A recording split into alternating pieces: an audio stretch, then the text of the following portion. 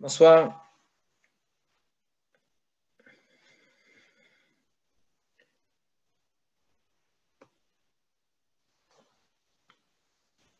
On va commencer donc une nouvelle Mishnah. On avait rapidement vu la semaine dernière, mais on va la reprendre. Il y a un tout petit bout de Gemara à ce sujet-là. Meshalshin bemamon, ve'en meshalshin bemakot. Donc meshalshin, il y a plusieurs façons de traduire, mais le sens, il est en tout cas il est le même pour tout le monde. C'est qu'on partage. Certains disent ça vient du mot léchalesh qui veut dire diviser en trois. Alors, supposant qu'on parle dans les trois édim, c'est fait exprès pour justement considérer même s'il y a plus que deux édim.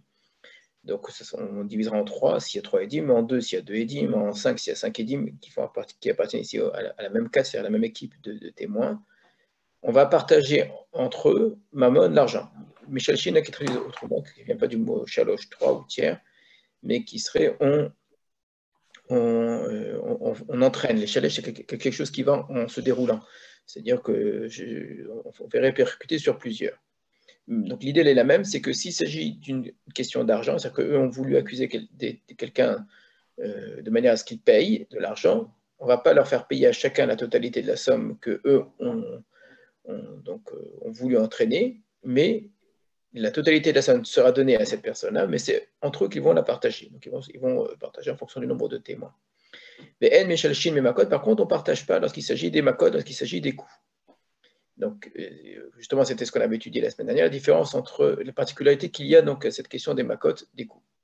La Mishnah va donner un exemple. Ketzad, comment cela? S'ils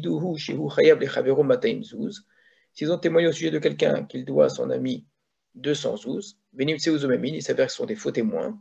Mishalshin Benen, on va partager entre eux, c'est chacun va payer 100 zouz et pas chacun 200 zouz. Avalim Malkout, par contre, ils ont témoigné que la personne doit recevoir 40 coups, et qu'il s'avère que eux sont des faux témoins, chacun va recevoir les 40. Et là, on ne va pas partager. Donc, on ne parle pas d'un cas qui sera encore plus évident, où ils reçoivent Malkout pour une autre raison, c'est-à-dire pas en vertu de la règle qu'on leur applique ce qu'eux ont voulu faire, mais les autres cas qu'on a vus dans la première Mishnah, où il y a des situations où, quand on ne peut pas appliquer la règle de Hazama, alors on donne Malkout. Donc, s'ils avaient dit qu'un tel est Ben Grusha ou Ben Khaloutsa, qu'un Kohen, donc il est fils d'une divorcée, etc., on ne peut pas leur appliquer cette règle-là. Donc, on leur donnera Malkout. Alors là, on pourrait dire que c'est presque évident, parce qu'on leur donne Malkout en raison de la transgression de l'interdit. Ce qu'on a vu la semaine dernière, qu'ils ont transgressé l'interdit, et dans le principe, ça mériterait Malkout aussi. Alors, les Chachamim ont dit que non, dans un cas pareil, on ne reçoit pas Malkout. Le fait de transgresser un interdit, ça mériterait Malkout, mais s'il y a une azama, s'il y a si on leur applique la même chose qu'eux ont voulu faire, ça évite le Malkout, d'accord. Mais dans le cas dont on est en train de parler dans la Mishnah, volontairement, la Mishnah parle d'un cas où ils ont témoigné que l'autre devait recevoir Malkout. Donc c'est en vertu de la règle justement de la répercussion de ce qu'eux ont voulu faire. Donc on leur fait à eux ce qu'eux ont voulu faire à l'autre, qu'on va leur donner Malkout. Alors là, on aurait pu imaginer qu'au moins dans ce cas-là, eh bien on partage. Ils ont voulu donner 40, et l'autre n'a pas voulu donner 80, ni plus. Donc, s'ils ont voulu donner 40 à l'autre, eh bien, on partage entre eux chacun 20 et 20. Voilà pour ce que nous dit la Mishnah. Donc, une différence essentielle lorsqu'il s'agit d'une condamnation à l'argent ou lorsqu'il s'agit d'une condamnation à Malkout, et cette différence montre ici une sorte de limite justement à la règle donc on leur fait appliquer ce qu'on a voulu faire. On voit bien qu'ici il y a une différence qui s'insinue entre les deux cas. Si c'est de l'argent, on partage. Si c'est des coûts, on ne partage pas, ils reçoivent tout. On va d'abord regarder la map, après on va essayer un tout petit peu d'y réfléchir. Mina Nemile, d'où est-ce que l'on sait cela?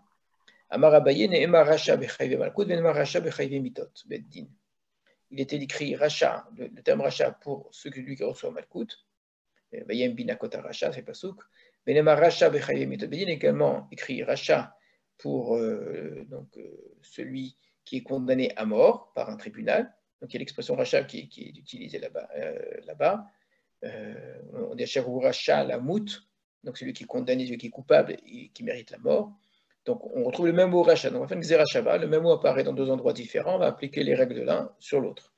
Mais à la enmita le mechetza, afkan en malkut le mechetza. De la même manière que dans le cas de la mort, eh bien, on ne peut pas tuer quelqu'un à moitié. Pour Malkout aussi, on ne peut pas donner Malkout à moitié. C'est-à-dire que c'est une condamnation qui est tout le temps total. De la même manière que quand on tue quelqu'un, c'est évidemment entièrement. Malkout aussi, ce sera comparable. Ça, c'est l'opinion d'Abaye. Rava va proposer une autre source, la lacha est la même, mais juste une autre source. Rava lui dit Bainal kashazamam lasot lachiv belika. Il faut qu'on lui applique ce que lui a voulu faire, d'accord? Donc au témoin. Belika, et ça, ce n'est pas possible. On ne peut pas appliquer exactement la même chose que ce qu'on voulait faire. Alors, j'avance juste un tout petit peu l'agmara pour qu'on va y revenir. Iaché, l'agmara va poser la question Mamon Namé, pour l'argent aussi. Réponse Mamon Mitztaref, l'argent, ça s'associe. Malkout le Mitztaref, par contre, les coûts ne s'associent pas. Alors, on va regarder dans Rashi qui va nous expliquer ça. Donc Kacher Zamam écrit qu'il faut leur faire subir ce qu'eux ont voulu entraîner à l'autre. Chez Kabel Anidon, Malkout Shlema. Donc, eux, ils ont voulu entraîner que l'autre reçoive la totalité de Malkout, donc eux aussi devraient recevoir entièrement. Mais la question de alors, elle est évidente. Si tu considères qu'à chaque témoin, il faut faire la totalité de ce que l'autre devait subir, eh ben pour l'argent aussi. Ils n'ont pas voulu donner, chacun n'a pas voulu faire perdre la moitié, chacun a voulu faire perdre la totalité. Donc c'est ce que dit l'Agmara, dit alors, si c'est ainsi, Mamon Namé, pour l'argent aussi, il faudrait leur faire payer la totalité. Réponse, Mamon Mitztaref, l'argent ça s'associe, Rekibel Mashiratsu Lafsido Ben Kulam. Et voilà que lui a reçu ce qu'ils ont voulu lui faire perdre entre eux. Donc on a ici deux optiques complètement différentes pour déduire la même halakha. L'une, c'est la Xera Shava. L'autre, c'est une certaine svara, une certaine logique. La Xera Shava, c'est-à-dire j'ai le même mot qui s'applique aux deux. Alors derrière cette Xera Shava, il y a quand même quelque chose d'intéressant, il y a quand même une idée, hein, c'est évident. C'est qu'on considère qu'il y a des peines qui sont du type paiement, d'accord? Il y a une peine qui est celle de la condamnation à mort, et Malkout, est-ce que je vais considérer que c'est comme une forme de punition, comme si je devais le faire payer une sorte de sanction, ou bien il y a quelque chose de plus dans Malkout qui est comparable à la condamnation à mort. Et très souvent, on retrouvera cette idée-là. Et de la même manière que la condamnation à mort, on ne peut pas la partager en deux, on me dit, bah oui, évidemment qu'on ne peut pas la partager en deux. Mais il faut comprendre ce que ça signifie. C'est qu'ils ont voulu tuer une personne, et on va les tuer totalement. On ne va pas les tuer à moitié. Donc on voit bien qu'à travers la mort dont la Torah parle elle-même, la condamnation à mort, que si on tue chaque témoin pour la mort qu'ils ont voulu entraîner, ça prouve bien qu'il existe une idée qu'on applique la totalité de ce qu'ils ont voulu faire aux témoins. Maintenant, pour l'argent, évidemment, ça n'est pas nécessaire parce que dans la condamnation d'argent, ce n'est pas du tout comparable ici à une forme de punition. Il y a quelque chose qui est de l'ordre d'une réparation un petit peu, ça ressemble par rapport à ce qu'ils ont voulu faire. C'est sur ce point-là justement que Rava va plutôt appuyer, plutôt que de regarder la Xeracha, il va regarder que la svara, que la logique qu'il y a derrière. C'est que si je regarde l'argent, du moment que celui qu'on a voulu accuser à tort a reçu son argent, donc ça suffit à considérer que ce qu'ils ont voulu faire a été rendu. Par contre, quand eux reçoivent Malkout, la personne qui est accusée à tort, elle ne reçoit rien du tout. Donc ça ne joue en rien pour elle. Donc eux reçoivent Malkout parce que la Torah a considéré qu'il fallait leur appliquer ce qu'on voulu faire. Mais le tiers, c'est-à-dire cette personne qu'eux ont voulu accuser à tort, n'a rien impliqué là-dedans. Donc le fait qu'ils soient en rien impliqués là-dedans fait qu'ils se retrouvent tout seuls, eux, avec leur mal, leur méfait, qui se retournent contre eux. Donc s'il y avait une autre personne à qui ils pouvaient donner, alors ça effectivement, et du moment que l'autre a reçu, eux, ça leur permet un petit peu d'être soulagés de la moitié de ce qu'ils ont voulu faire. Voilà ici pour les deux façons de tirer une source pour comprendre pourquoi est-ce qu'on ne partage pas dans Malkout. Alors, il y en a d'autres qui vont encore ajouter, mais c'est toujours au niveau de la svara, c'est tout à fait comparable. C'est que, je crois que c'est Abba Levi qui dit ça, que concernant Malkout, si on devait leur donner moitié-moitié, donc là on donnerait 20 et l'autre on en donnerait 20, c'est pas du tout ce qu'ont voulu faire. Même en supposant que dans le principe, on aurait pu les associer en disant ils ont voulu donner 40 à l'autre, donc on va donner 20-20. Alors en réalité, c'est jamais 40, donc vous savez, c'est 39. Mais même si on acceptait l'idée qu'il y aurait un partage, les 20 que chacun a reçus, ce sont les 20 premiers coups que l'autre aurait dû subir. Or, l'autre, il ne reçoit pas 20 coups et un autre jour encore 20 coups quand il est rétabli. Il reçoit 40 coups à la suite. Or, les 20 coups suivants sont beaucoup plus durs à subir et ils font beaucoup plus souffrir que les 20 premiers. Donc, quand ils ont voulu faire subir 40 à l'autre, c'est 20 premiers coups et 20 coups suivants. Ce qui est évidemment, au même endroit, ça fait particulièrement mal. Donc, si je devais partager, eh bien, chacun a reçu 20. Évidemment, ces 20, ce n'est pas du tout la moitié de ce qu'ils ont voulu faire. Ce n'est pas du tout comparable. Il faudrait être capable de je ne sais pas comment, faire en sorte qu'ils reçoivent la moitié de la souffrance de l'autre, ce qui est tout à fait impossible. Donc, le fait que ce ne soit pas possible, ça obligerait entre autres à considérer que il y a 40-40. Mais je pense que sans entrer dans une sorte d'étude de la manière de recevoir des coups, de donner des coups, de la douleur, etc., sans entrer dans une sorte de technicité des Malkout, ce que la Gemara veut montrer de manière assez intéressante, c'est que Malkout ne rentre pas dans le cadre d'une réparation du tout. Il n'y a pas du tout de réparation. Du moment que ce n'est pas dans une réparation, et ben ça se subit complètement. Voilà pour ce petit morceau de Gemara qui c'était juste une source à la Mishnah. Une autre Mishnah qui, elle, va rentrer dans le fond du sujet. Alors, comme très souvent, cette autre Mishnah, on se serait attendu à la trouver au tout début du Pérec, au tout début de la Masechet, et c'est très souvent le cas dans les Mishnayot. Les Mishnayot sont rarement écrites comme nous les aurions écrites, c'est-à-dire nous on commencerait par les principes, et ensuite par des détails, et enfin à la fin par des cas particuliers. La Gemara a commencé par les cas hyper particuliers, en supposant, et c'est très étonnant comme construction, qu'on connaît la Mishnah qu'on va lire maintenant. Et la Mishnah qu'on est en train de lire, c'est la base de tous les enseignements qu'on est en train de donner. Il y a juste quelqu'un qui lève la main, je vous écoute. Oui, moi j'avais juste une question par rapport à la Mishnah d'avant. Est-ce que la réparation, est-ce qu'elle est solidaire?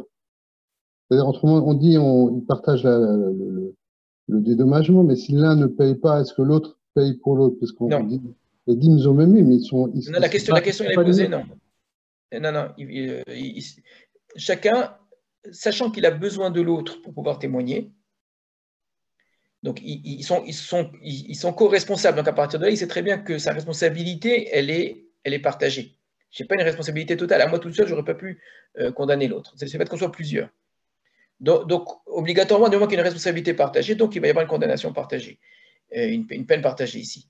Donc il n'y a pas de raison de payer pour l'autre. L'autre, il a sa part à égalité avec moi dans cette condamnation-là. Et donc à partir de là, si lui n'a pas payé la sienne, eh ben, mais c'est une question qui est posée, hein, c'est une question intéressante, effectivement. Ouais. Ça, c'est oui, un point très intéressant. Une autre question peut-être sur la Mishnah précédente?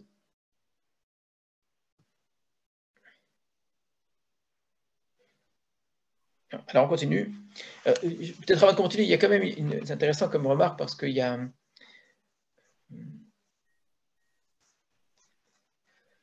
Rishon dont j'ai oublié le nom.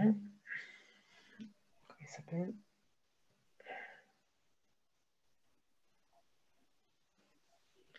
J'ai complètement oublié. Qui pose une question extrêmement intéressante en vérité. Elle est intéressante parce qu'elle est, à mon sens, un peu même évidente comme question, et pourtant, elle n'est pas du tout traitée, ni dans les Mishnayot, ni dans les Gemarot, etc. La question est la suivante, c'est que d'où savons-nous que lorsque des faux témoins payent, ils doivent payer à celui à qui ils ont voulu faire. Dans la Torah, il y a écrit et vous ferez au témoin ce qu'il a voulu faire à son frère. Donc il a voulu lui faire perdre de l'argent, donc vous lui faire perdre de l'argent. Mais où est-ce que c'est écrit que cet argent devra le donner à cette personne-là? Ça rejoint une discussion qu'on a souvent eue. S'il s'agit d'une vraie réparation, la question ne se pose pas évidemment. Or, ils ne lui ont rien fait perdre. Donc lui n'a rien perdu. Donc n'ayant rien perdu, il n'y a pas de raison qu'il reçoive cet argent. Si c'est parce qu'ils ont fait un faux témoignage et qu'ils ont utilisé le Beddin, alors on a dit, donc cette condamnation, elle doit retomber sur eux. Donc elle retombe sur eux, mais ils ont qu'à donner cet argent au Beddin. Ce qui compte, c'est qu'eux payent. Qu'est-ce qui fait penser à cette question-là? Justement, la question de Malkout. Puisqu'on voit bien que dans Malkout, de toute façon, l'autre n'a rien reçu. Or, eux, ils reçoivent bien Malkout. Donc, ou bien la mort, la condamnation à mort aussi. Donc, la personne qui a failli être lésée, mais qui ne l'a pas été, finalement, elle est hors jeu. Elle n'a plus rien à voir avec notre histoire. eux ont porté un faux témoignage, ils ont utilisé le tribunal pour ça, ils ont utilisé toute la procédure judiciaire pour cela. Ils méritent d'être punis. De quelle façon? En leur appliquant ce qu'on voulait faire. Très bien. Mais pourquoi les faire payer à lui? Donc, ils devraient payer au Bedin, par exemple, d'accord? Ce qui compte, c'est qu'ils perdent cet argent-là, ou même leur détruire une partie de leur argent, je ne sais quoi. Question qui ressort directement de la question de Malkout. Donc, plutôt que de s'étonner sur Malkout, il faut s'étonner sur l'argent. Et que la Mishnah semble s'étonner qu'on ne partage pas Malkout. C'est vraiment l'inverse. C'est-à-dire il faudrait que chacun paye totalement au Beddin. Mais même pas partager peut-être. Ou bien partager parce qu'on va dire qu'ils savaient qu'ils étaient co-responsables et qu'ils avaient besoin d'être tous ensemble pour pouvoir témoigner, d'accord? Donc dans ce cas-là, ils partagent. Mais pour eux. Il n'y a pas vraiment de réponse à cette question. C'est intéressant. Il y a plusieurs suppositions. Où est-ce qu'on voit cela? Il y en a qui disent que ça paraît logique, mais justement, ça ne paraît pas tellement logique que cela. Je ne peux pas pousser plus loin le raisonnement, mais je n'ai pas vu. Mais si vous avez un jour, si vous entendez une réponse à cette question qui est intéressante, hein. Alors, on peut inventer des drachot, mais qui ne sont pas écrites. Bah, si t'aimes le kacher zamam, la saute, et vous lui ferez comme il a voulu faire, les arrive. Il faut que ça aille à son frère. Au lieu de dire, vous ferez ce qu'il a voulu faire à son frère, mais vous lui ferez à son frère, c'est-à-dire vous donnerez à son frère. Mais ça, c'est typiquement, ça ressemble à une dracha, mais elle n'est pas écrite, cette dracha. Donc, c'est intéressant de voir que le fait que la personne qui est en face reçoive cet argent-là, ce n'est pas une tellement grande évidence. Alors, on peut quand même dire, on a déjà évoqué cette idée-là, que le fait d'avoir mis l'autre dans une situation d'angoisse, de sentiment qu'il va perdre, et ça va jusqu'au bout, parce qu'on a dit que le tribunal avait déjà décidé normalement, mais qu'on n'a pas pu encore réaliser. Donc, le fait qu'il y ait eu une vraie condamnation, c'est une forme de nézek, c'est une forme de dommage. C'est un dommage moral, c'est un dommage comme s'il avait quasiment perdu cet argent-là. Et le comme si, il n'est pas du tout anodin. Quand je dis comme si, on peut même peut-être le prendre de manière beaucoup plus forte. Hein. Parce que du moment que le Bedin a décidé qu'une personne paye, ce que décide le Bedin, c'est plus que force de loi, ça a une valeur juridique, c'est comme si cet argent ne lui appartenait déjà plus. Donc ils lui ont fait perdre cet argent d'une certaine façon par les mots du Bedin. Par contre, on ne va pas dire la même chose de Malkout. On ne peut pas dire que du moment que le Bedin a dit qu'il mérite Malkout, que sur le champ, même s'il a eu peur, on peut dire que sur le couchant, il a reçu Malkout. Par contre, du moment que le Bedin a décidé qu'il perd cet argent, Efker Bedin Efker, d'une certaine façon, il y a une partie de son argent qui ne lui appartient déjà plus parce qu'il y a décision juridique. La décision juridique est déjà effective. Elle a déjà une sorte de réalisation. Alors, peut-être une logique de ce type-là, mais honnêtement, je ne peux pas vous en dire plus. Alors, on revient donc à la Mishnah suivante. Je dis cette Mishnah suivante, c'est vraiment la base, tout simplement, c'est le principe de base de Edim Zomemim qu'on aurait pu mettre tout au début. Typiquement, ici, les Mishnayot utilisent un schéma, un plan qui est un petit peu surprenant, de commencer d'abord par le cas particulier. Non seulement que c'est étonnant, mais que ça suppose qu'on connaît justement cette Mishnah. Donc, c'est intéressant avec les constructions des Mishnayot. Alors, pourquoi c'est comme ça? Il y a une vraie pédagogie là-dedans, en vérité. Hein. Il y a une vraie pédagogie de surprendre, de commencer par des cas particuliers qui nous obligent à avoir une vision plus générale pour ensuite revenir et pouvoir approfondir. C'est vraiment intéressant. Donc, les témoins ne sont rendus zomémin qu'à la condition qu'on ait yazimou, c'est-à-dire qu'on les ait attaqués, c'est-à-dire qu'on les ait contredits, et tatsman sur eux-mêmes, que ce soit eux en tant que témoins qui aient été contredits. Ketzad, comment cela? Amrou, si ils ont dit, mais il dit Manu Beishponi Shaharagat Nefesh, nous témoignons au sujet de telle personne qu'il a tué une personne. Amrou Lahem, donc d'autres témoins sont venus et leur ont dit, Hey, Achatem Meidin, comment est-ce que vous pouvez témoigner de cela? Share Neheragze, cette personne qui est morte, donc cette victime, Oaregze, ou ce tueur prétendu, celui que vous dites qu'il a tué, ce meurtrier, Haya Imanu Oto Hayam Bemakom Pluni, était avec nous ce jour-là, à cet endroit-là. Donc il y a un cadavre aujourd'hui, d'accord, mais c'est pas possible que Reuven et Shimon ce jour-là, puisque Shimon qui est mort aujourd'hui, ça c'est sûr, mais le jour en question, à telle heure, il était avec nous. Donc votre témoignage est faux.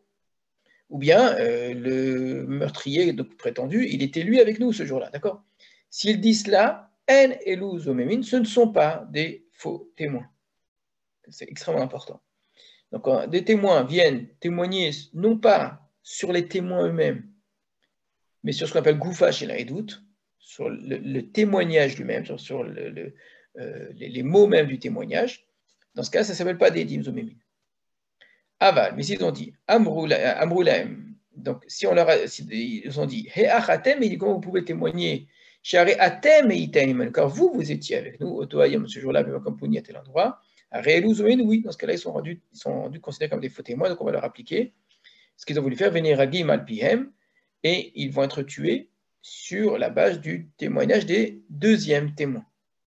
Donc les deuxièmes témoins venant témoigner que les premiers témoins n'étaient pas là le jour où ils l'ont dit, et donc ils sont en train de témoigner que ces gens-là ont voulu condamner à mort quelqu'un de manière fausse. On écoute les deuxièmes témoins et on tue les premiers. Alors, pourquoi ça fonctionne comme ça? On avait déjà expliqué cela rapidement. Que lorsqu'on a des témoins. Un zoom avec le rabbin Rébibo sur ma cote. Je te rappelle après. D'accord. Donc, pourquoi ça fonctionne comme ça? Car si on dit que des témoins viennent témoigner contre d'autres témoins sur le témoignage lui-même, en disant vous dites que Réhouven a tué Shimon, mais Réhouven il était avec nous, qu'est-ce qui nous permet d'écouter plus les premiers que les deuxièmes? On a ici une confrontation des premiers témoins contre les deuxièmes témoins, et si, de manière purement formelle, il n'y a aucune raison de considérer que les premiers aient plus raison que les deuxièmes aient plus raison que les premiers. C'est tout. Pourquoi? Parce qu'ils témoignent de la même chose. Ils sont en train de témoigner sur exactement la même chose. Donc, au sujet de la même situation, l'un il dit noir, l'autre il dit blanc. Et donc, le tribunal, il est perdu là-dedans. Donc, aucune de ces témoins-là ne peut être accepté. Donc, les témoignages sont annulés, on n'en tient pas compte. Donc, ni on tue Réhouven, ni on tue les autres témoins, on annule complètement le témoignage. Par contre, quand des premiers témoins viennent témoigner contre Réhouven, c'est la halakha, c'est la loi de la Torah qu'il faut comprendre ici, l'importance de cette loi-là. Aujourd'hui, les tribunaux ne fonctionnent pas du tout comme ça. La valeur des témoignages n'a strictement rien à voir aujourd'hui.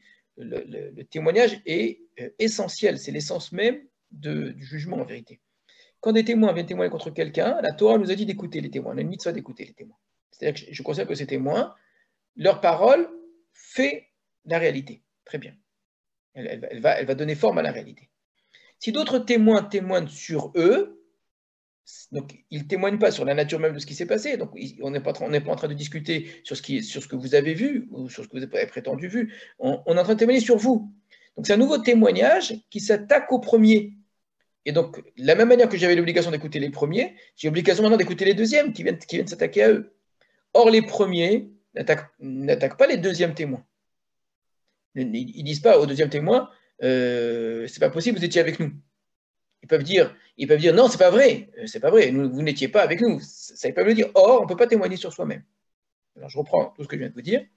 Première chose, il faut savoir, ça c'est le plus important, que la Torah considère que quand des témoins parlent, ce qu'ils disent, ça a valeur de formation. On forme la réalité, c'est ça la réalité. Et la Torah sait très bien que parfois les témoins peuvent être faux, mais malgré tout, elle nous demande d'écouter parce que il faut bien que les tribunaux fonctionnent. S'il s'avère que des témoins sont attaqués sur le fait même d'avoir témoigné, pas sur ce qu'ils ont dit, si ce qu'ils ont dit, ça se trouve, c'est vrai, d'accord? Que Réhouven a vraiment tué Shimon, ils l'ont su par ailleurs, etc. Mais quand ils disent qu'eux y étaient, et que d'autres viennent dire non, vous n'étiez pas là, de la même manière que j'avais écouté les premiers, je dois écouter les deuxièmes. C'est très logique. Alors on va dire, bah oui, les premiers peuvent se défendre aussi. Justement, non. Pourquoi les premiers ne peuvent pas se défendre? Parce que la seule manière pour les premiers de se défendre, c'est de contredire les deuxièmes et de dire, c'est pas vrai. C'est pas vrai du tout, vous n'étiez pas avec nous. Or, en disant cela, comme les deuxièmes témoins témoignent contre eux, en disant ça, ils témoignent sur eux-mêmes, en disant non, nous n'étions pas avec vous, d'accord? On ne peut pas témoigner sur soi-même, c'est une halakha. Adam Karob Latzmo, un homme est proche de lui-même, donc un témoignage sur soi n'a aucune valeur.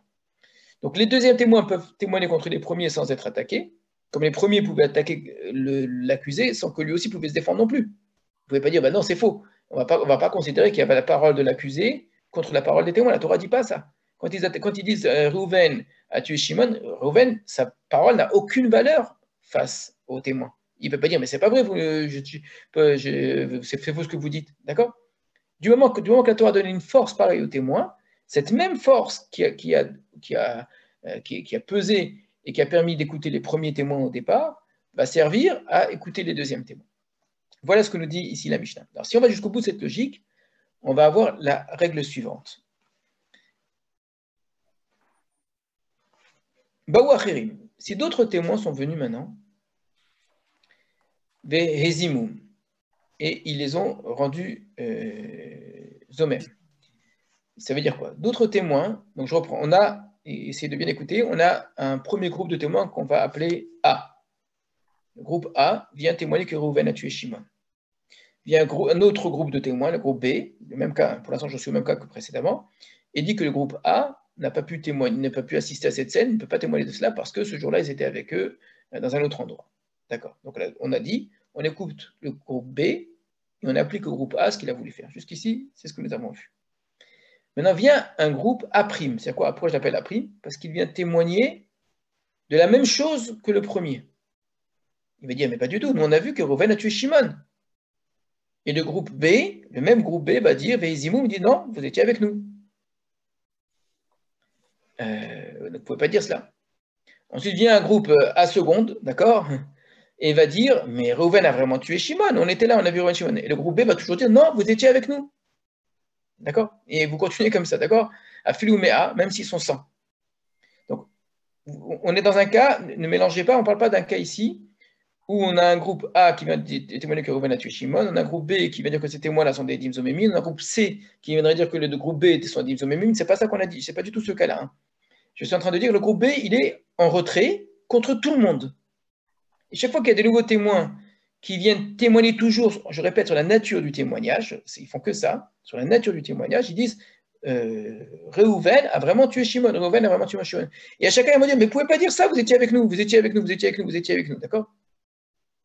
Alors qu'est-ce qu'on fait dans un cas pareil, si on va jusqu'au bout de la logique?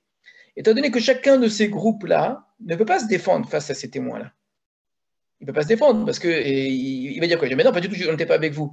Mais on a dit, vous êtes en situation d'accusé, un accusé ne peut pas se défendre face à des témoins. Si les témoins disent que vous étiez là, on est obligé d'écouter les témoins. Donc si on va jusqu'au bout de cette logique, eh ben, il faudrait tuer tout le monde, sauf ce groupe B qui arrive à tuer tous les gens qui passent, d'accord? Donc à Philouméa, Kulam Yiharagu, tous seront mis à mort. Ça, c'est l'opinion de Tanakama. C'est la première opinion, qui est une opinion en réalité très logique, hein, qui suit de manière jusqu'au bout la logique première, qui est de dire, j'applique la règle des dimzomémines. Chaque nouveau groupe de témoins n'est pas un groupe qui vient rendre zomem l'autre. C'est un groupe qui vient témoigner à chaque fois de la même chose, d'accuser le même accusé, d'accord? Il y a un seul groupe qui, lui, attaque les autres en disant vous êtes des dimzomémines. Il y en a eu un seul dans notre histoire, c'est toujours le même, c'est le groupe B. Et bien ce groupe B-là peut très bien dire vous étiez avec nous, vous étiez avec nous, vous étiez avec nous, vous étiez avec nous, etc. Rabbi Yehuda, lui, n'est pas d'accord, il va dire istétit hizu. Alors il y a plusieurs façons, il y a plusieurs étymologies possibles au mot istétit. Istétit, en tout cas, ça veut dire c'est une escroquerie. On a affaire ici à une, on appelle ça, une tromperie. C'est que les premiers qui seront mis à mort. Pourquoi c'est une escroquerie? Ça veut dire que c'est évident que ici c'est un coup monté. C'est pas possible que chaque groupe de témoins qui arrive, comme par hasard, ils étaient avec eux, comme par hasard, ils étaient avec eux. Donc le fait qu'on assiste à une scène pareille prouve bien qu'il y a une escroquerie. Donc on tuera que la première. Pourquoi est-ce qu'on tuera la première?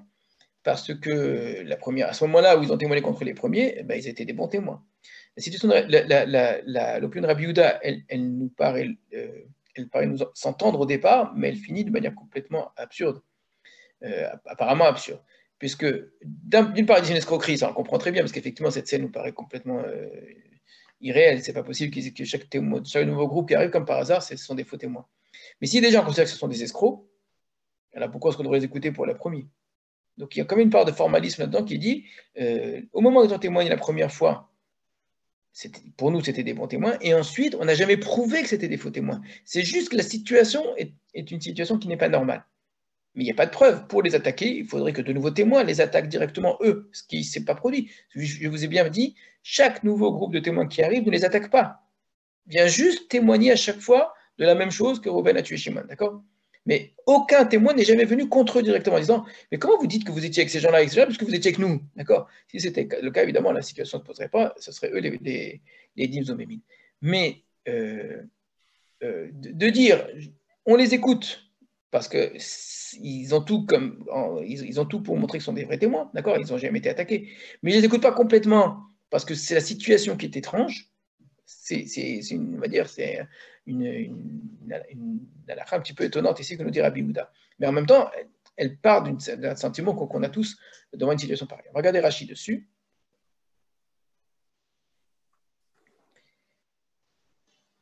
Alors, Shiazimu et Atzman. Donc on a dit, les édimes ne seront rendus que quand on va contredire eux-mêmes, quand on va contredire les témoins eux-mêmes, les personnes mêmes. Shiazimu otan, beiske gufan, quand on va les contredire eux-mêmes au sujet de leur propre corps, de leur propre personne.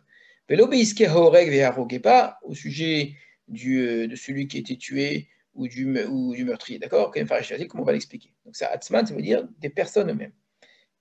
Baou acherim, ces d'autres sont venus, chez Idou alav kedut arishonim, qui ont témoigné comme les premiers, Rashi a dit à chaque fois. Donc ils vont répéter la même chose, mais si Reuven a vraiment tué Shimon, etc.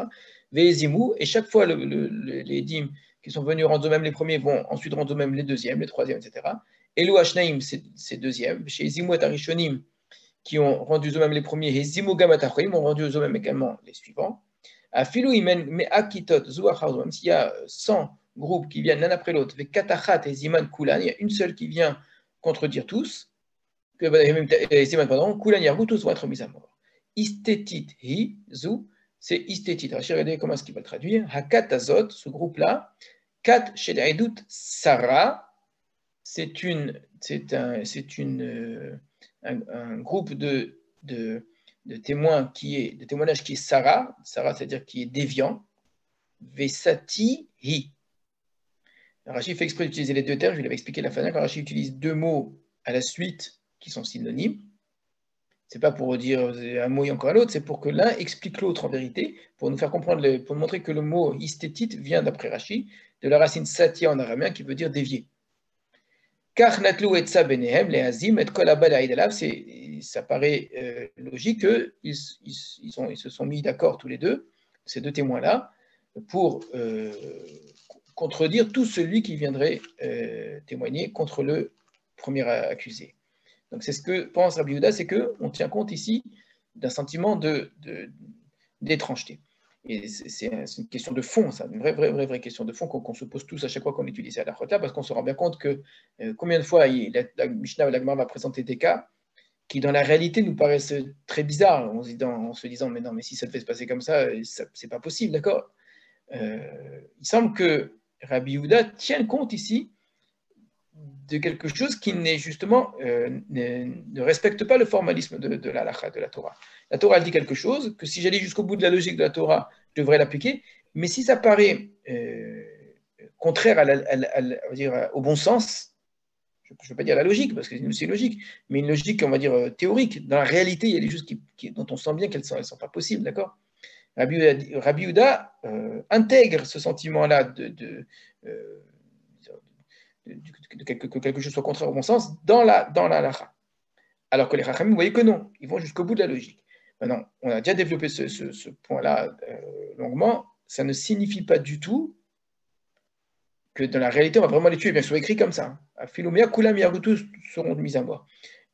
Il faut distinguer clairement la halakha, c'est-à-dire la loi telle qu'elle, la théorie la plus pure qui va jusqu'au bout de sa logique, et une certaine liberté qui est donnée aux juges, dans la pratique, au cas par cas, en vérité, selon leur bon sens, selon leurs sentiments, de dire il y a quelque chose qui tourne pas rond là-dedans.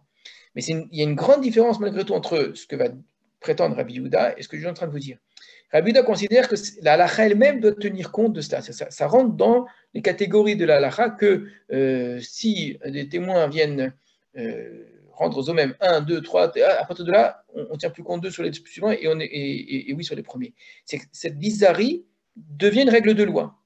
Alors que d'après l'autre explication que je vous ai donnée, pas l'autre explication, l'autre position que je vous ai donnée, qui est contraire à celle de Rabbi Yehuda, c'est de dire l'halakha, c'est l'halakha, il faudrait tuer tout le monde.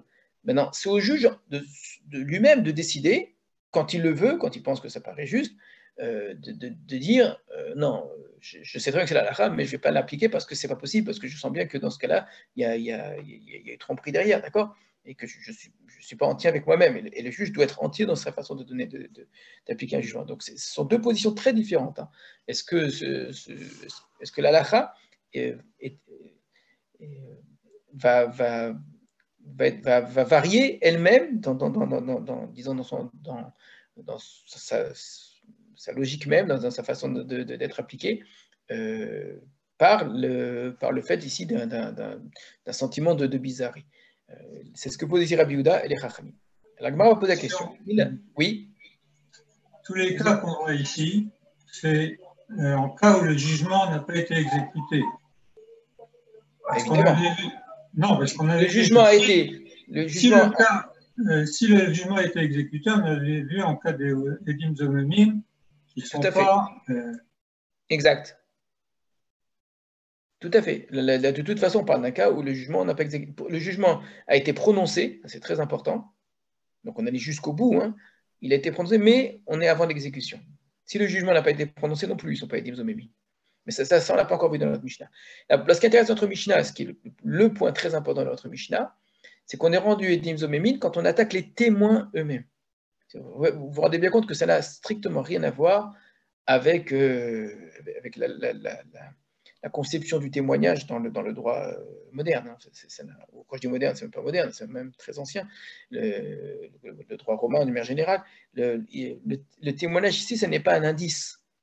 Ce n'est pas un moyen d'établir la vérité à partir de différents éléments, dont la parole d'une personne, etc., etc. Ça n'a rien à voir avec ça. Les témoins créent la réalité. Ils disent ce qu'est la réalité. Point, c'est tout. Le juge n'est là que pour recevoir cela. Il n'est pas là pour l'interpréter. Ce n'est pas des informations qui lui sont apportées. Et lui, avec toutes ces informations, va décider de ce qui lui paraît le plus juste. Et que c'est dans sa tête à lui, dans son esprit à lui, que va naître cette idée de la réalité. Je ne sais pas si je me fais bien comprendre.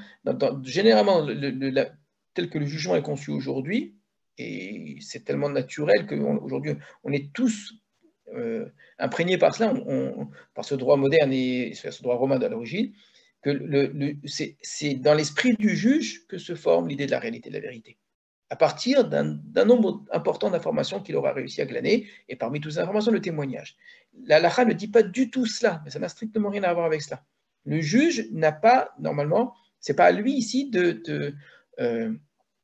d'entendre et ensuite de réfléchir et de tirer une sorte par un raisonnement, une sorte de conséquence. C'est pas du tout cela. Il est là pour vérifier, ça c'est très important, que les témoins sont les plus justes possibles, avec des règles de vérification. Ça oui, ça c'est un rôle très important, de lui poser plein de questions, etc., pour s'assurer que le témoignage a de la valeur. Une fois que ça a été fait et que ce témoignage a été accepté, le juge n'est là que pour recevoir le témoignage, c'est tout. Il n'est même pas censé l'interpréter. Donc c'est une conception très très très différente du témoignage. La Gemara pose la question, Mina Anémile, d'où je sais cela, que ce qui fait que on doit attaquer les témoins eux-mêmes pour que ça s'appelle des Edim Zomemim, comme dit Rashi. Non, Rashi n'est pas sur la question ici. Amar Ravada, de Amarkra, Ravada dit parce que c'est écrit dans le Pasuk, Vehine Aed Sheker Aed Sheker Ana, Acheti Shaker Gufa Shel Aidut. Donc, comme c'est écrit, et voici, Aed Sheker Aed, ce témoin est un faux témoin. Sheker Ana arrive, il a porté un mensonge contre son frère. De là, j'apprends quoi? Acheti Shaker Gufa Shel Aidut, jusqu'à ce que soit rendu mensonger, Goufa chez les doutes, le corps même, c'est-à-dire la personne même, en vérité, du témoignage. C'est-à-dire ce qui porte le témoignage et pas le témoignage lui-même. Dibra Bishmael sont les paroles de... non, excuse-moi, point. Ça, c'est Dibra Bishmael, c'est une autre source possible. Donc, première source apportée, Vene'ed Sheker Ha'ed, Sheker Ana. Donc, Sheker Ha'ed, c'est le témoin qui est faux, et pas le témoignage qu'il a apporté.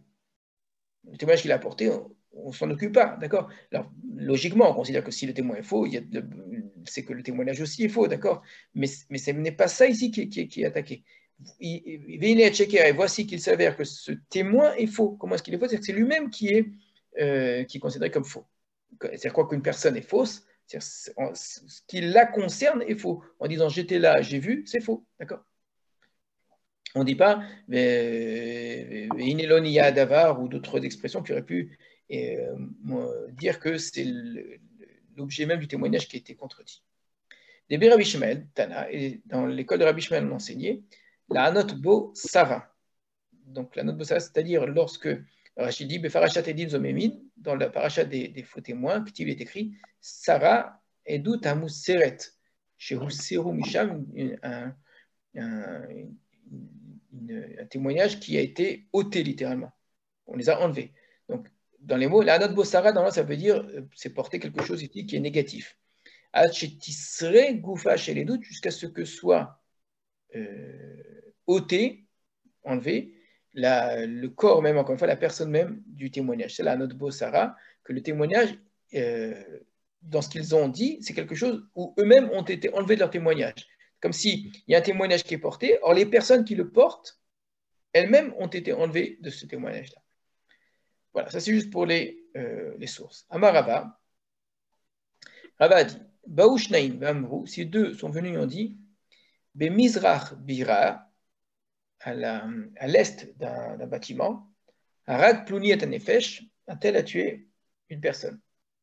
Ou Baoushnaim Vamrou, et deux autres sont venus et ont dit, Vealo, mais comment vous dites ça? Bemarav Bira, Imanoeitem, mais à l'ouest de ce bâtiment, vous étiez avec nous. Ce cas-là est évidemment beaucoup plus courant que les autres cas, parce qu'il arrive très souvent que des témoins disent qu'ils étaient dans un endroit, ils ne vont pas aller le dire alors qu'ils savent très bien qu'ils étaient à l'autre bout de la ville. Ils sont vraiment sur la scène du crime, pas loin de la scène du crime, d'accord? La seule chose, c'est que, est-ce qu'ils ont vraiment bien pu voir? Donc c'est vraiment très, très, très souvent, c'est comme ça que les choses vont se présenter, c'est-à-dire que d'autres témoins vont dire, mais c'est vrai que vous étiez dans le coin, mais vous n'étiez pas à l'est, vous étiez à l'ouest à ce moment-là. Et alors, est-ce qu'ils sont considérés comme des faux témoins ou pas? C'est-à-dire, est-ce qu'il faut dire, Emmanuel, vous étiez avec nous? Est-ce que vous êtes dans une autre ville? Est-ce que vous êtes dans un autre quartier? Dans une autre rue? De quoi on parle? Où est la limite? Vous étiez avec nous. Chazinan, on va voir. Si, si en se trouvant à l'ouest du bâtiment, Mirza Chazou le Mizrach Bira, ils pouvaient voir ce qui se passait à l'est. En Elou Zomemin, ce ne sont pas des Edim Zomemin. Donc ils pouvaient très bien être à l'ouest et voir ce qui se passe à l'est. Donc ça ne suffit pas à les condamner. Veim la, sinon, Harelu Zomemin, ils sont considérés comme des Zomemin. Donc ça c'est ce que dit la réponse de la Gemara. Je pense que vous allez être d'accord avec ce que va rétorquer la Gemara. Pshita, c'est une évidence. Évidemment, si c'était pour me rapporter cette réponse-là, je ne comprends même plus la question. C'est-à-dire, je vais voir s'ils peuvent voir. Bah oui, s'ils peuvent voir, je ne vais pas les attaquer et dire que c'est des faux témoins, s'ils peuvent effectivement voir. Maoud et Tema, elle m'a dit, qu'est-ce que tu aurais pu penser? Cette réponse, elle est vraie, elle est valable, elle est entièrement valable. Mais pourquoi elle est nécessaire? En quoi elle est nécessaire? Car j'aurais pu penser l'Ichouch, l'Inehura, Bari. Kamashmalan. Donc, est-ce que je vais craindre, est-ce que je vais supposer que peut-être ils ont une très bonne vue? D'accord? C'est-à-dire que la réponse, elle consiste à dire, si quand on est à l'ouest, on voit ce qui est à l'est avec une vue normale, d'accord, moyenne, dans ce cas-là, ils ne sont pas Edim Zomemin. Si, avec cette vue moyenne, on ne peut pas voir ce qui se passe là-bas, à l'est, dans ce cas-là, ils sont Edim Zomemin. Et on ne va pas dire, non, mais peut-être qu'eux, ils ont vraiment une vue extraordinaire, ils ont une sorte de... ou bien à ce moment-là, ils ont réussi à saisir les choses, et que grâce à ça, on pourrait... Non, pas du tout. Donc, ce qu'on est en train de nous enseigner, c'est qu'on tient compte d'une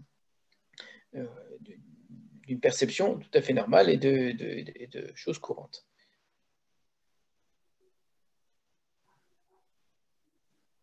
Donc, comme je le dis Rachid, regardez. Nehora Baria, si schéma, peut-être, Maor Enehem, littéralement la lumière qui est dans leurs yeux, chez Elou, Bari, éclair. Vetsofin, les Merachok, ils voient depuis très loin, Yoter Mimenu, plus que nous. Le Ma'or Enaim, la lumière des yeux, c'est juste une petite remarque qui n'est pas du tout utile à la compréhension de la Gemara, mais juste pour la langue. On trouvera ça dans beaucoup de langues, hein, que lorsqu'on veut parler de quelqu'un qui voit bien, on va parler de la lumière de ses yeux. Parce que jusqu'à très tard, hein, jusqu'au Moyen-Âge, on imaginait que la vue était la résultante d'un rayon lumineux qui sortait de l'œil de celui qui regarde. Alors qu'en fait, c'est exactement l'inverse. C'est-à-dire, c'est le rayon lumineux qui réfléchit et que notre rétine perçoit. Et pendant très longtemps, on imaginait que on a même des images du Moyen-Âge, vous voyez, comme une sorte de lumière qui sort de l'œil de celui qui regarde et qui est portée. Donc, c'est comme si c'est la personne qui regarde qui, elle, portait son regard, qui éclaire en fait l'objet qui est regardé. Donc, bien voir, ça voulait dire quoi? Quelqu'un qui voit très bien, c'est qu'il a une sorte de lumière de l'œil très puissante, très, très fine, donc une très bonne lumière. C'est un sage arabe dont j'ai oublié le nom, le premier qui a fait des recherches et des expériences sur le premier qui a travaillé l'optique, hein, et qui a découvert qu'en fait c'est l'inverse. C'est la lumière qui est réfléchie et qui est perçue par nos yeux. Voilà. C'est juste une petite remarque de langue. Hein. Le fameux Ma'or et Naïm qu'on trouvera très souvent, la lumière, l'éclairage des yeux. Alors, où on en était?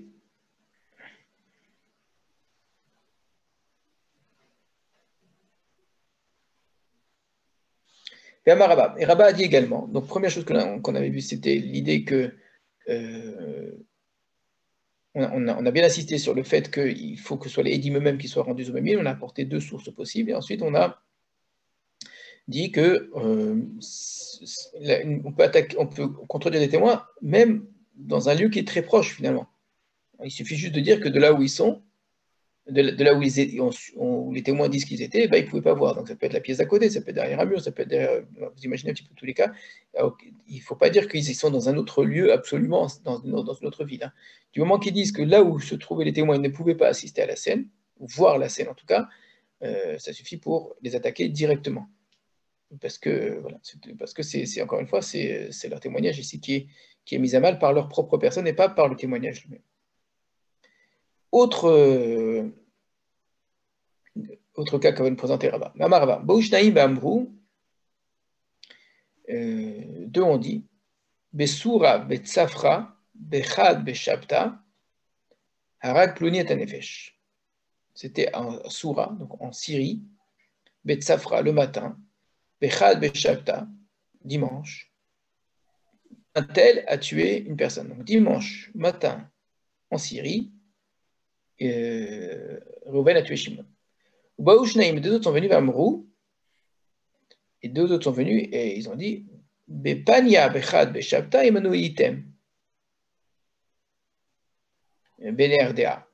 Donc, regardez, c'est un petit peu différent. Ils ne disent pas, mais ce matin, dimanche matin, vous étiez avec nous. Ils ne disent pas le matin. Ils disent Bepania, c'est-à-dire dans la soirée du dimanche, donc un peu plus tard, vous étiez avec nous à NRDA. NRDA, c'est plus loin que Soura. Donc,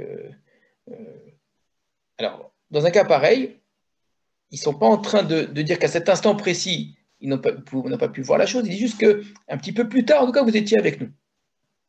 Alors, la Gemara va dire Imitzafra lepania matse azil misura lenerdea lo avuzumemin. Si du matin jusqu'au soir, effectivement, on peut effectivement arriver depuis Soura jusqu'à Nerdea, alors ce ne sont pas des omémines.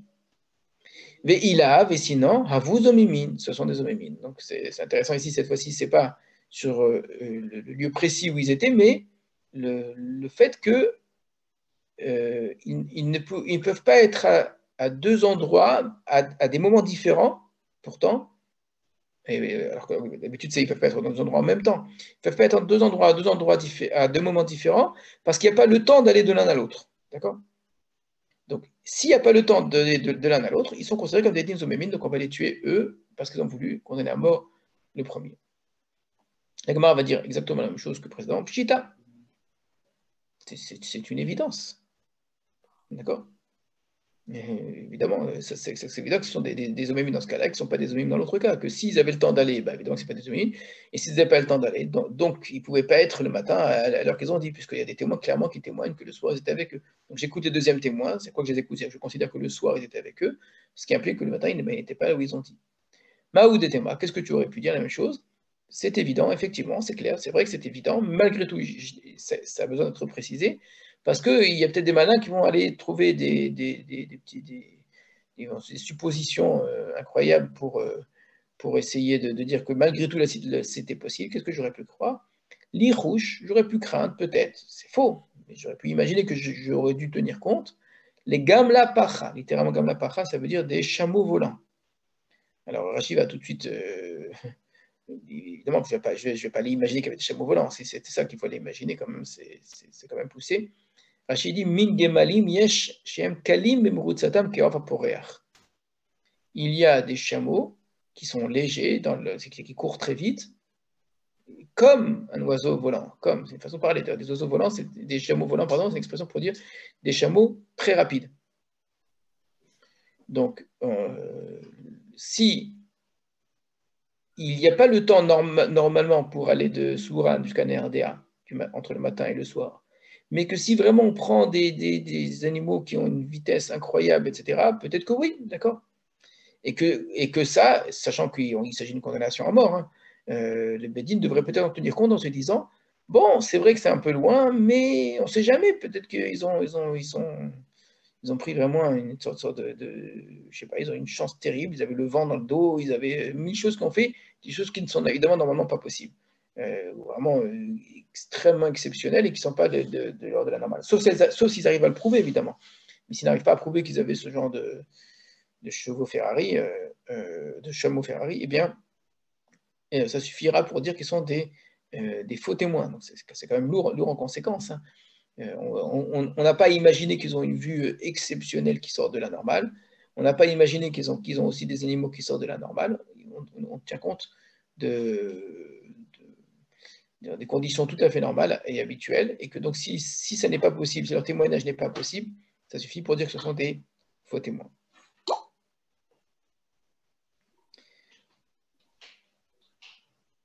Rabba a encore dit, Baushneim, deux sont venus, ils ont dit, le dimanche, Reuven a tué Shimon, donc un tel a tué telle autre personne, ou Baushnaim, Vambrou, et deux autres sont venus, ils ont dit, Imanu item bechad beshavta, vous étiez avec nous dimanche, donc c'est le cas normal de Edim Zomémin. Donc ils ont rendu Zomémin les premiers. Mais ils ajoutent, et là, Bitre beshavta arag pluniat anefesh. Mais par contre, Reuven a bien tué Shimon, mais c'était lundi.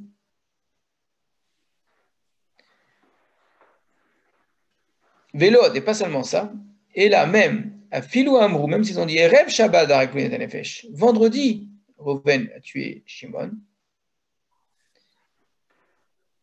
Néeragin, ils sont mis à mort. Alors, c'est extrêmement intéressant comme cas. Donc, un premier groupe de témoins vient et dit que Reuven a tué Shimon dimanche matin. Le deuxième groupe de témoins disent, ce que vous dites, vous n'avez pas pu le voir et y assister, c'est impossible, votre témoignage est faux. Pourquoi votre témoignage est faux? Parce que le dimanche en question, vous étiez avec nous. D'accord, très bien. Mais par contre, Reuven a vraiment tué Shimon. Nous l'avons vu, nous sommes témoins de cela. Donc il porte deux témoignages. Un témoignage pour dire que les premiers témoins ont porté un faux témoignage en ce sens qu'ils n'ont pas pu voir ce qu'ils ont vu, ce qu'ils ont dit parce qu'ils n'y étaient pas. D'accord? Mais par contre, sur le fond, ils disent, mais sur le fond, ils ont quand même raison. Alors, ça nous embarrasse beaucoup, cette situation-là. Parce que jusqu'à présent, on a considéré que ce qu'on appelle faux témoins, c'est qu'effectivement, on les a attaqués directement sur leur personne, mais que ça implique, normalement, nécessairement, que leur témoignage aussi est faux. Et que c'est à ce titre-là qu'ils sont condamnés à mort. C'est que maintenant, on ne peut pas les attaquer sur le témoignage lui-même, comme on a expliqué, parce qu'attaquer sur le témoignage lui-même, ce n'est pas possible, parce que c'est témoin contre témoin, donc je ne peux écouter personne. Donc la seule façon de contredire des témoins, c'est d'attaquer sur leur personne, c'est ce qu'on a expliqué. Mais malgré tout, on avait en tête l'idée qu'on les attaque sur leur personne, mais le but, c'est d'attaquer sur le fait qu'ils aient porté un faux témoignage. Ce n'est pas juste une idée, c'est ce que dit la Torah elle-même. La Torah, tout le temps, c'est le cas qu'elle parle d'une Edut Sheker, d'un faux témoignage. C'est celui-là. La Torah ne dit pas ce qu'ils ont dit est peut-être vrai, hein, bien sûr, mais on les tue quand même. La Torah donne qu'un seul et unique cas de faux témoignage, c'est celui que nous on a présenté dans la Gemara et dans la Mishnah comme étant une attaque contre les témoins dans leur personne. D'accord ?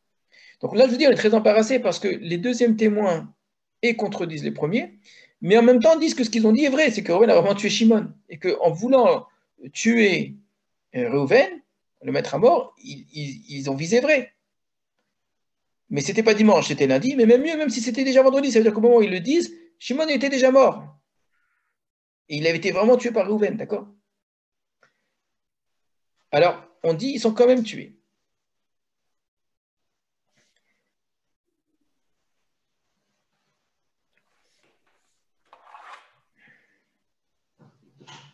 Pourquoi ils sont quand même tués? Regardez ce que répond la Gemara.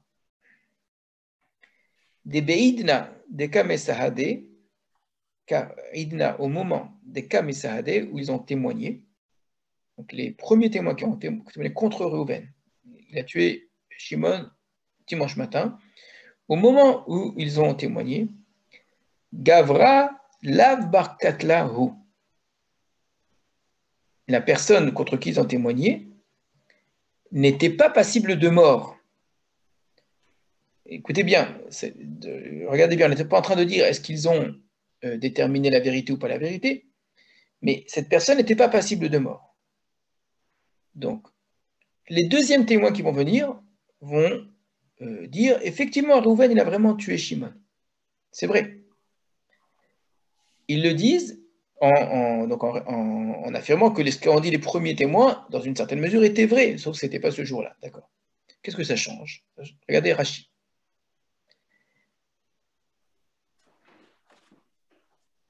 Donc, premier Rashi, Od, Vélo, n'est pas censé, il a filou un mot, même s'ils ont dit Hamezimin be'erev Shabbat, Hargu, Harago. Donc, si ceux qui viennent contredire, donc les deuxièmes témoins disent, mais c'est vendredi qu'il a tué.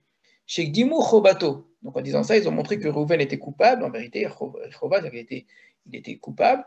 Yoter, mais là, j'ai encore plus que les premiers. Depuis vendredi, déjà, il était coupable. Donc, on devrait dire, en disant ça, en même temps qu'ils condamnent les deuxièmes en disant que c'est des faux témoins, mais en même temps, ils disent que ce qu'ils disent, c'est vrai. D'accord? Donc, ils ont fait que condamner quelqu'un qui était déjà coupable.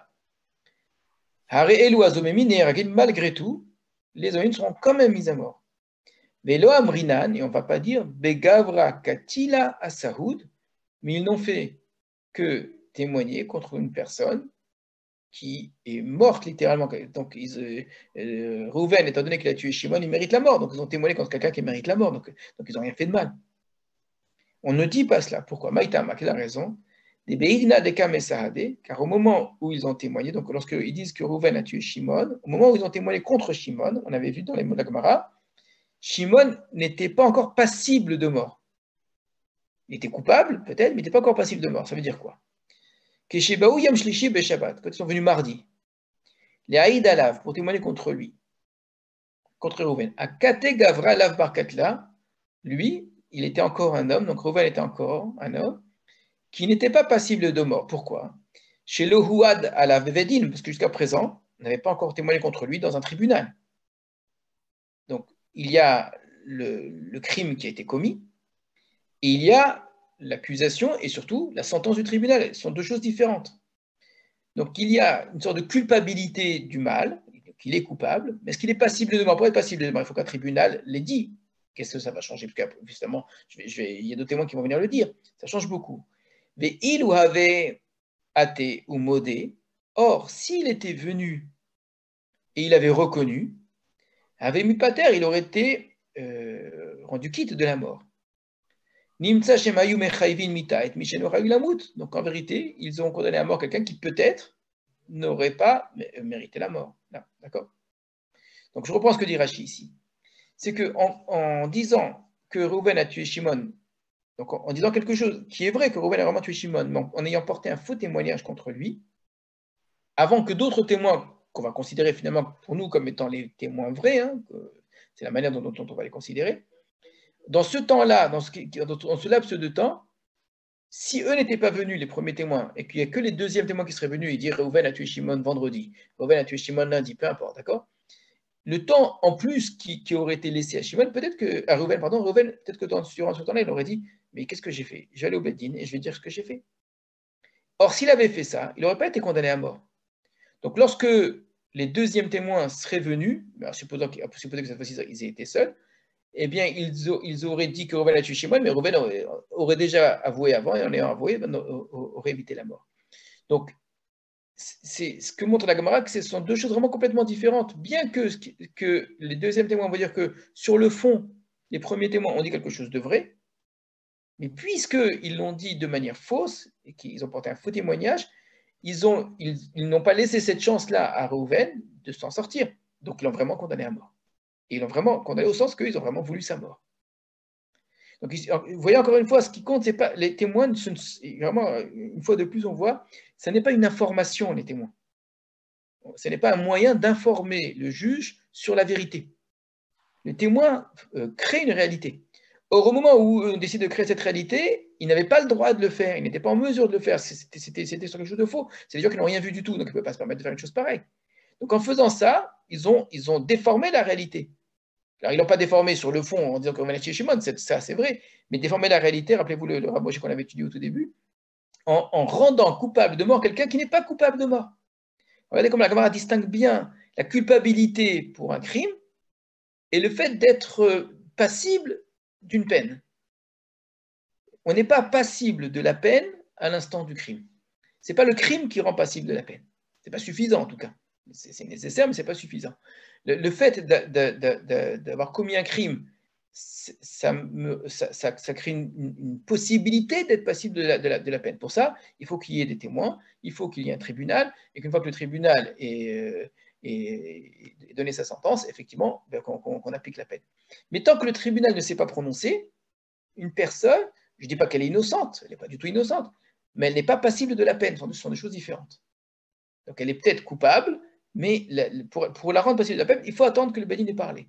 Donc c'est un excellent cas ici que le donne Rava, qui montre, là on n'aurait pas pu dire Pshita comme pour les précédents de manière aussi évidente, c'est que il faut que le témoignage, du moment que c'est un témoignage qui est faux, encore une fois, ça veut dire que vous avez dit quelque chose qui est faux en tant que tel, vous avez utilisé le Beddin, alors que ce que vous avez dit est faux, même si sur le fond, c'est une vérité, mais ce qui est faux, c'est que vous avez dit que vous y étiez et que vous l'avez vu. Et ça, c'est un faux témoignage. On ne prend pas le Beddin comme ça. Voilà.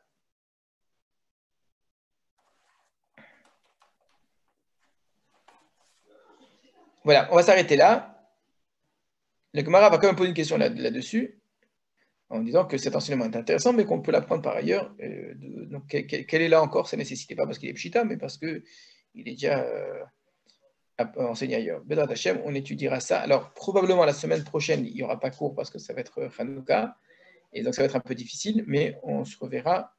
Je vous tiendrai au courant parce que je ne sais pas encore dans quelle mesure le cours vont reprendre. Donc, soit la semaine d'après, soit après les vacances de fin d'année, début d'année. Voilà, à très bientôt.